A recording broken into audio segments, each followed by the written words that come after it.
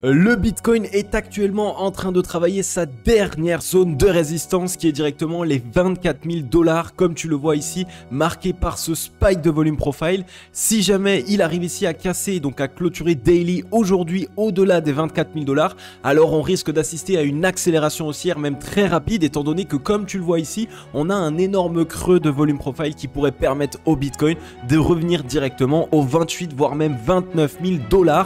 Donc reste bien avec moi jusqu'au bout de cette émission. On va aller voir ensemble si le Bitcoin a la force nécessaire pour pouvoir casser cette zone ou si malheureusement il va nous falloir encore quelques jours de correction avant de pouvoir venir essayer de casser cette zone de résistance. Par la même occasion, on va aller analyser ensemble les BTC1 futurs CME ainsi que le DXY, donc le dollar. Donc reste bien avec moi jusqu'au bout de cette émission parce que c'est ce qu'on va aller voir tout de suite. Even when you feel low, you can still go. Even when you feel slow, you can still go. Even when there's no hope, you can still go. I never answer to no, man, I still go. Go, go, go, go, go, go, go, go, go, go, go, go, yo, go, go. Hello à toute la team Logique, ravi de vous retrouver dans cette nouvelle analyse du marché crypto-monnaie. On est aujourd'hui le vendredi 22 juillet 2022 et il est 14h51 à l'heure à laquelle je tourne cette émission. Alors comme tu l'as vu avec moi en introduction de vidéo, le Bitcoin est actuellement sur une zone clé, sur une zone fatidique qui est la zone de résistance des 24 000 $.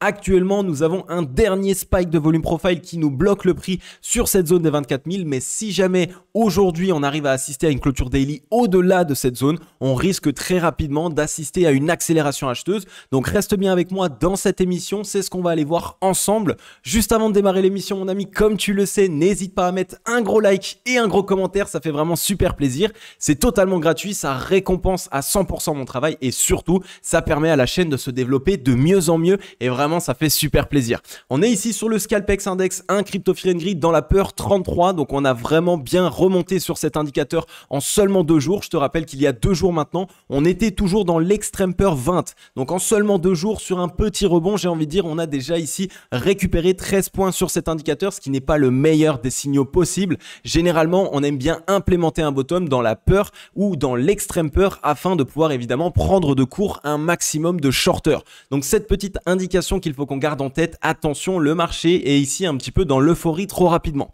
Un social index sur up, un market order flow en recherche d'achat fort cet après-midi. Comme tu le vois pour l'instant sur le graphique, il n'y a pas énormément de grands changements par rapport à l'émission d'hier. On est revenu tester l'intégralité de notre range, comme tu le vois ici au millimètre près, on est revenu chercher les 24 239 $. Dès lors qu'on est venu ici directement par la même occasion qui nous a permis de retester la précédente mèche que tu vois directement ici. Et donc une fois qu'on est venu rechercher cette borne haute du range et donc on a liquidé ici comme tu le vois tous les shorts qui ont pu s'initier dans ces zones, alors à ce moment là on commence à voir ici un prix qui commence à perdre du souffle, des acheteurs qui perdent un petit peu de momentum. Donc attention, ici ce n'est pas le meilleur des signaux possibles, surtout pas lorsqu'on arrive ici sur la borne haute d'un range dans lequel on est depuis maintenant le 13 juin 2022. Donc il va falloir qu'on surveille tout ça, restez absolument prudent, ce n'est pas le moment de FOMO, ce n'est pas le moment de se dire ok vite il faut que j'achète parce qu'on va avoir la cassure et je vais rater le train. Non, attendez tranquillement. Pour l'instant, il y a plus d'indications qui nous montrent que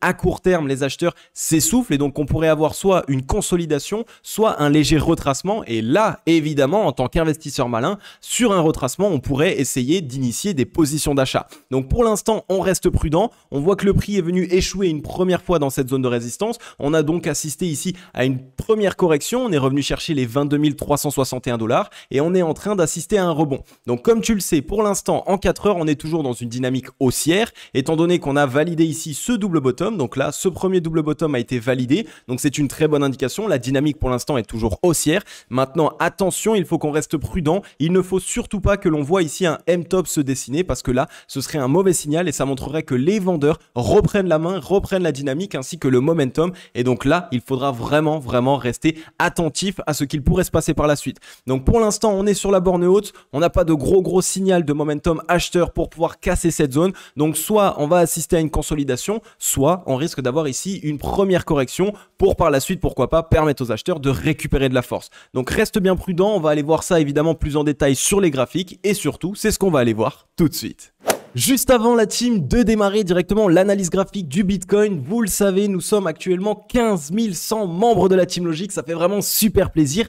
Bienvenue et gros big up à toutes les personnes qui ont pensé à s'abonner et à activer la cloche. Bienvenue à toutes les personnes qui me font confiance et qui me suivent au quotidien, ça fait vraiment super plaisir. Comme d'habitude, vous le savez, n'hésitez pas à rejoindre la team Logic. Vous êtes encore plus de 73% des personnes qui regardent mes vidéos tous les jours et qui n'êtes pas encore abonnés. C'est vraiment dommage parce que l'abonnement, c'est totalement gratuit, ça récompense mon travail, mais surtout ça va te permettre à toi d'être bien plus impliqué sur le marché crypto-monnaie et surtout de comprendre bien plus d'informations, étant donné que mon but, mon travail à moi, c'est d'essayer à la fois de t'analyser le graphique, mais surtout de te le rendre le plus simple possible pour que toi, derrière ton écran, tu puisses analyser toi-même tes propres actifs et tu puisses surtout établir une stratégie d'investissement fiable et qui, j'espère, sera rentable. Donc n'hésite pas à t'abonner, n'hésite pas à rejoindre la grande team Logic et on va aller directement voir les graphiques.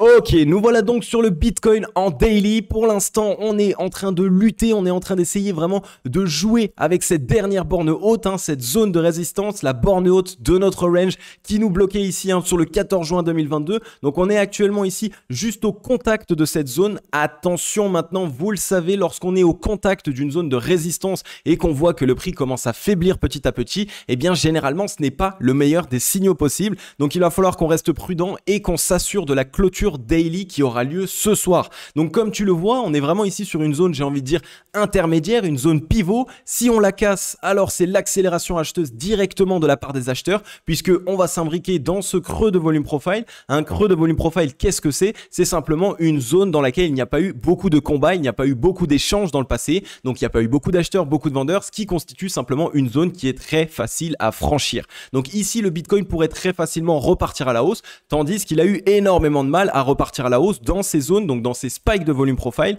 qui étaient ici par exemple entre les 19 479 et les 21 834 dollars. Donc voilà la raison pour laquelle les volumes profile sont très importants, étant donné que quand il y a des spikes de volume profile, c'est des zones qui vont être difficiles à franchir et surtout c'est des zones que l'équipe en question va défendre fortement, va défendre corps et âme. Donc quand on était en dessous, et évidemment c'était les vendeurs qui le défendaient corps et âme, et maintenant que nous sommes au-dessus, eh bien ça va être les acheteurs qui vont défendre cette zone en tant que support.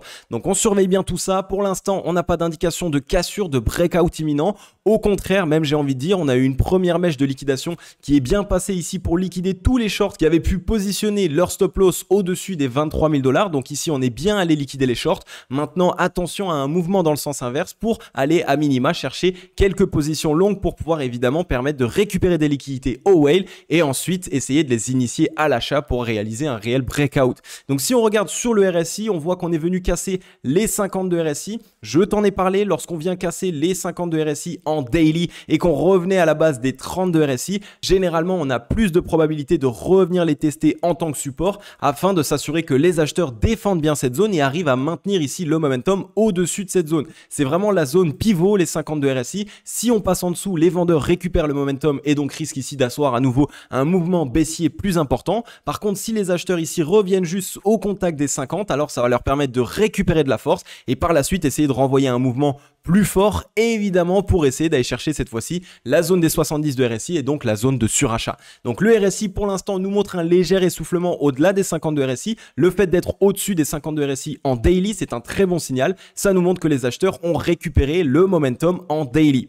Si on regarde au niveau du ratio long short, pareil, très très bon signal. On est dans une structure ici de double bottom, donc ça nous montre que le momentum est bel et bien en train de se diriger pour les acheteurs. On est venu casser la zone de neutralité une fois de plus. Donc là encore, ça nous montre que les acheteurs ont totalement dominé le momentum. Maintenant, il va falloir qu'on surveille ce qu'il se passe. Il y a vraiment deux possibilités par rapport à cet indicateur, donc le ratio long short. On pourrait soit réaliser la poussette supplémentaire et venir chercher directement la zone de surachat pour faire en sorte que les acheteurs s'essoufflent pour avoir totalement liquidé les vendeurs et donc par la suite assister à un certain retracement. Ou alors, on pourrait directement maintenant revenir chercher les 50, donc la zone de neutralité, ce qui nous permettrait ici d'assister à un premier retracement, de permettre aux acheteurs ici de récupérer la force et par la suite d'essayer de totalement croiser pour cette fois-ci pouvoir envoyer un mouvement haussier sain, j'ai envie de dire. Parce que là, avec la force qu'il nous reste, on risque pas d'envoyer une grosse tendance haussière. Si jamais vraiment on venait ici à essayer d'aller chercher la zone de surachat, alors ce qui se passerait, ce serait simplement que on s'imbriquerait ici dans ce creux de volume profile et on viendrait buter dans cette zone ici, ce spike de volume profile entre les 29 120 et les 30 000 dollars quasiment. Donc bref, on viendrait s'essouffler ici dans cette zone de rechargement vendeuse qui est comprise entre les 26 740 et les 29 322 $. Donc il faut absolument qu'on surveille ce qu'il se passe. Pour l'instant, on est dans quelque chose qui est plutôt indécis sur le Bitcoin. On est actuellement au contact d'une zone de résistance clé, une zone qui pourrait nous permettre soit d'assister à une accélération acheteuse, soit d'assister à un retracement, et donc là, ça nous offrirait une dernière bonne opportunité. Donc on reste bien prudent. Pour l'instant, toutes les indications ne sont pas là. On ne crie pas au bottom. On est toujours dans ce range tant que nous n'assistons pas à de clôtures daily au-dessus de cette zone de résistance. Si on regarde au niveau du ruban de moyenne mobile, c'est plutôt bon signe. Si on est plutôt sur quelque chose de propre actuellement, on est venu toucher le MA55 au 23 885, on s'est fait rejeter et actuellement on est en train de trouver un rebond à l'intérieur. Ceci peut être un bon signal puisque, je te le rappelle, on était revenu chercher une première fois. On s'est fait rejeter, on a transformé ça en W, donc on a réussi à réintégrer le ruban de moyenne mobile dans son entièreté. Et maintenant, tout ce qu'il nous manque, c'est le MA89 à aller rechercher aux 26 740 $.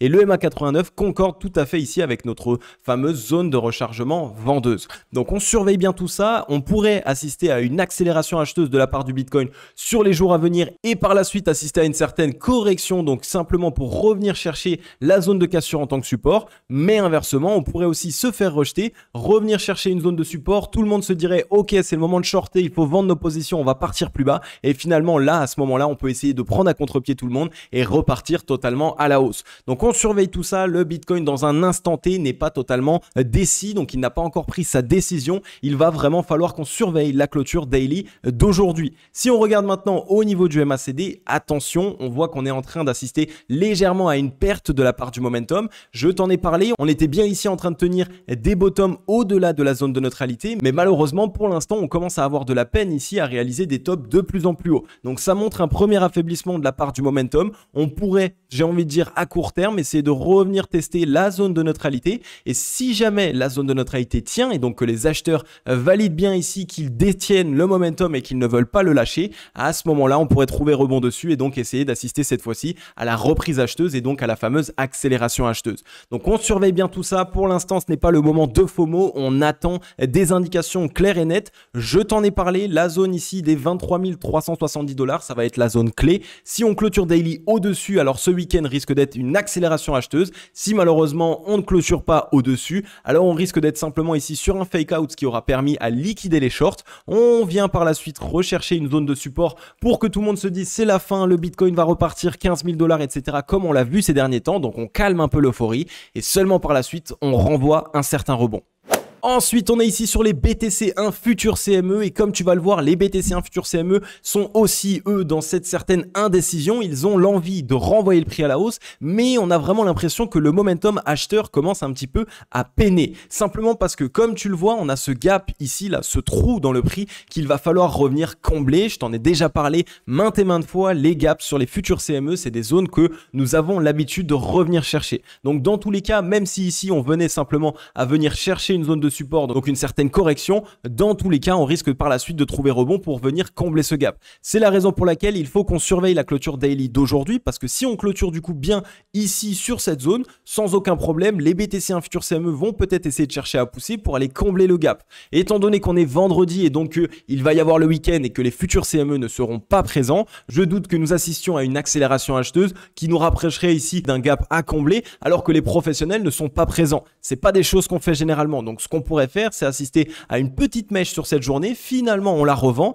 On vient directement sur ce week-end rechercher une zone de support, donc réaliser un certain retracement. Et là, après, sur lundi, on pourrait ouvrir avec un beau rebond, une belle force pour aller s'attaquer cette fois-ci au gap futur CME. Donc, les indications concordent petit à petit, mais il faut malgré tout surveiller la clôture d'aujourd'hui. Par contre, si on regarde ici sur le MACD, chez les professionnels, c'est totalement différent. On voit que le momentum est bien pour les acheteurs, puisque regardez ici, on n'a pas eu de peine à venir chercher un top en termes de momentum plus haut que le précédent. Donc là, actuellement, on est bien en train de mettre en place une divergence haussière avec cette précédente zone ici de consolidation qui était jusqu'au 31 560 $. Donc comme tu le sais, si jamais on vient retracer et que par la suite on trouve rebond en tenant ici un bottom au-delà de la zone de neutralité, alors on va valider cette divergence haussière et donc la prochaine zone qu'on pourrait revenir chercher, ce serait quelque chose de ce type et ce serait immédiatement ici revenir au-delà ici de ces précédents tops pour aller liquider tous les shorts qui ont pu s'initier sur ce range. Donc on surveille bien tout ça, on le sait, on a de toute façon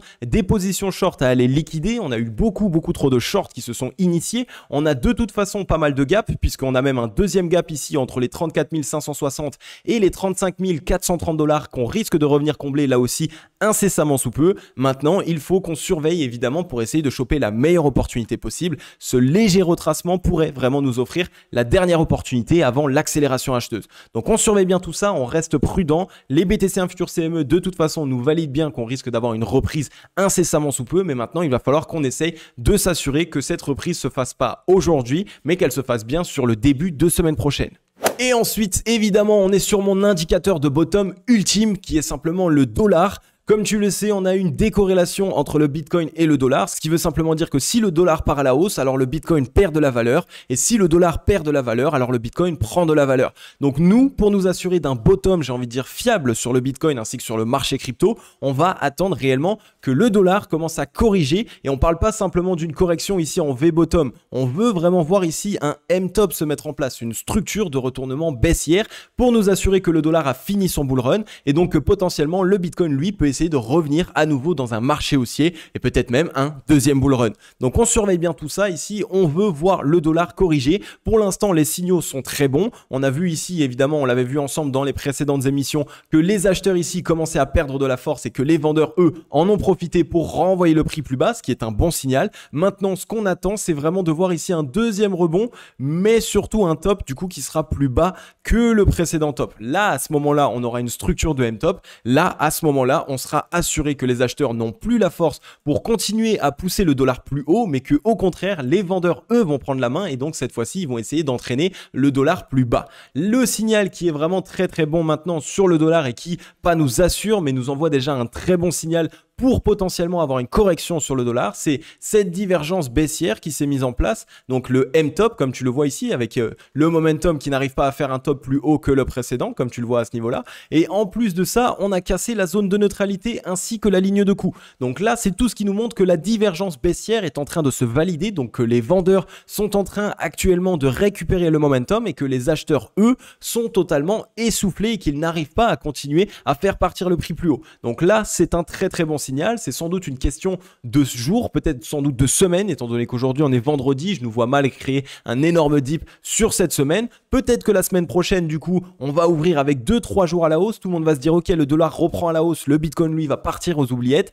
et finalement à ce moment-là, on met en place le M-top, et là, on pourrait avoir du coup moitié de semaine prochaine, peut-être mardi, mercredi, un Bitcoin qui repart réellement après avoir réalisé sa première correction pour pouvoir récupérer de la force. Donc on surveille bien le dollar réellement tant qu'on n'a pas de M-top, donc de structure de retournement baissière sur le dollar, malheureusement on ne pourra pas, ou alors on aura vraiment beaucoup de mal à avoir un rebond sur le Bitcoin. Par contre, si on regarde maintenant au niveau du ratio long short sur le dollar, on est totalement dans la zone de surachat, donc ça montre que les acheteurs n'ont plus de force, ils ne peuvent pas continuer à pousser le prix à la hausse, et en plus de ça, on est en train de venir cross à la baisse. Et comme tu le vois, on est en train ici une divergence, deux divergences, donc on est sur deux divergences baissières qui sont en train de se valider. On est en train du coup d'assister ici à une reprise du momentum pour les vendeurs, et malheureusement les acheteurs, eux, n'ont plus assez de momentum pour continuer de pousser à la hausse. Donc on a de très bons signaux ici pour nous montrer que le dollar risque de corriger sur les semaines à venir, et donc que potentiellement le Bitcoin ainsi que le marché crypto-monnaie dans sa globalité pourrait essayer ici d'initier un bottom.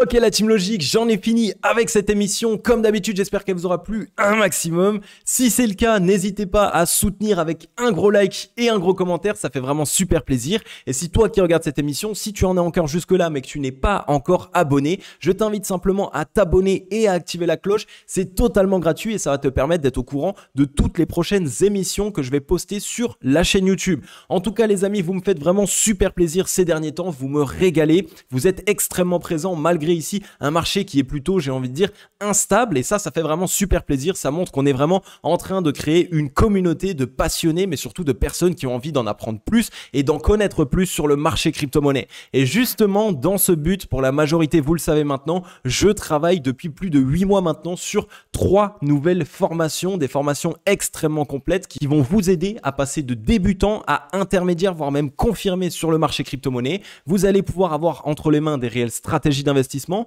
et surtout, vous allez pouvoir lire votre graphique avec la même facilité que vous me voyez moi lire le graphique en émission. Donc, je vous donne toutes mes connaissances. À l'intérieur, on a vraiment travaillé un maximum pour pouvoir aider tout le monde, que ça soit des très jeunes, 15, 16, 17 ans, facilement vous pouvez comprendre, et même des personnes plus âgées, 65, 70, 75 ans sans aucun problème. J'ai déjà formé et accompagné des personnes très âgées, j'ai déjà aussi formé et accompagné des personnes très jeunes, et donc pour cette raison, j'ai vraiment pris un petit peu les difficultés des deux extrêmes qu'on a pu avoir. Je les ai rassemblés pour pouvoir créer une formation qui peut répondre aux besoins de tout le monde. Donc je vous en parlerai d'ici peu, et évidemment avec plus de précision, mais n'oubliez pas les amis que ça arrive très rapidement. J'ai bossé dessus comme un acharné, ça m'a vraiment extrêmement fatigué, mais je suis super content du résultat et j'ai vraiment hâte de pouvoir vous les partager et surtout vous les présenter.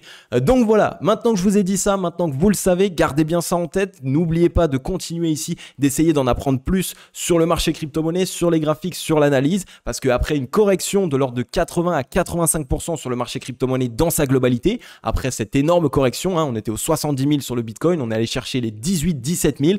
Donc là, on a vraiment de très grosses opportunités. C'est le moment idéal pour essayer d'en apprendre plus sur le marché crypto et donc pour essayer de se positionner au meilleur moment. Donc on garde bien tout ça en tête. Restez prudents encore pour les quelques jours à venir sur le Bitcoin. Ne vous inquiétez pas, les patients seront totalement récompensés. La patience récompense tout le temps les investisseurs. Les investisseurs patients auront toujours des liquidités pour investir au meilleur moment et les impatients, malheureusement, n'auront plus de liquidités parce qu'ils ont été impatients et ils se sont fait punir par le marché. Donc on surveille bien tout ça. On ne cherche pas à FOMO. Et pour ma part, comme d'habitude, vous le savez, je vais vous souhaiter à tous et à toutes une agréable journée ou une agréable soirée. C'était Cryptologique. Ciao, bye bye.